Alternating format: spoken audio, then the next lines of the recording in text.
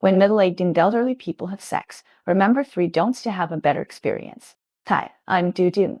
Welcome to my channel. Sex is a very important and cautious thing. After all, marriage is not a joke, and sex must not be sloppy. Only by fully considering various interests and making the benefits outweigh the disadvantages after a long period of operation can we live a happy life. First of all, let's talk about the frequency. Sun Sima, great medical scientist in the Tang dynasty, mentioned in Qianjin Feng that the frequency of sex in different age groups is different. At the age of 20s, at the age of 30, you have to have sex once every 8 days. At the age of 40, you have to have sex once every 16 days. At the age of 50, you have to have sex once every 21 days. At the age of 60, if you are still physically fit, you can have sex once a month. If your physical strength is average, you have to keep your semen ejaculate less.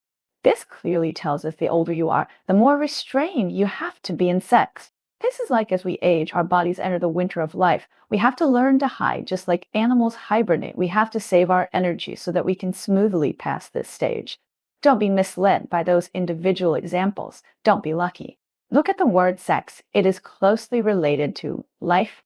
So whether you are an older man or a woman, you can't be confused. You have to live and learn, and you have to know how to follow the laws of the body. Let's talk about the key point of not indulging. Married life is like living a life. You have to live slowly. If you indulge yourself and overconsume your body, it will be like overdrawing a credit card, and you will have to pay it back sooner or later with interest. When the body is unable to pay back, it will be a big problem, just like a building suddenly collapsed. This is like when we do things in our daily lives. We know that good things take time and we can rush for success. Think about it. How can you become fat in one bite? If you go against this common sense and insist on getting too much at once, you will either be stuffed to death or choked to death. Indulging yourself in excessive enjoyment in your married life is like a crazy behavior which will eventually lead to your own decline. We humans are destined to run out of oil from birth. Just like a kerosene lamp, the oil will always burn out.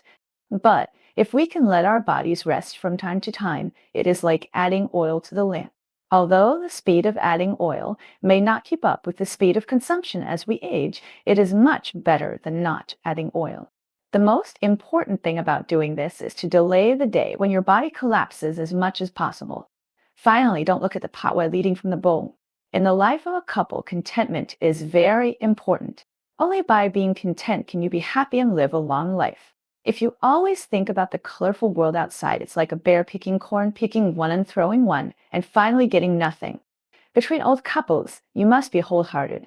You can't have those inappropriate thoughts about the opposite sex outside of marriage, let alone covet the so-called dream lover outside of marriage. When a couple has been together for a long time, they may feel that the novelty is less, and at this time they may be more pure and less lustful, which is normal. But if you start to deviate from the track on the spiritual level, it will be troublesome. Always thinking about others in your heart will make you restless, consume a lot of energy, and slowly feel tired. You must know that the body and mind are closely connected. If one is damaged, the other will also be affected. This is a loss for all. If you like this today and that tomorrow, because of fickleness, once this kind of thing is discovered, it will definitely cause big trouble. The lightest thing is to be ruined and denned up with a broken reputation when you are old. It's like adding straw to a camel's back. It may not be a big deal once or twice, but when the last straw comes, either the body will be crushed first or the reputation will be ruined first. Therefore, middle-aged and elderly friends, you must follow these three don'ts in your married life so that you can make your life more comfortable and your family more harmonious and happy.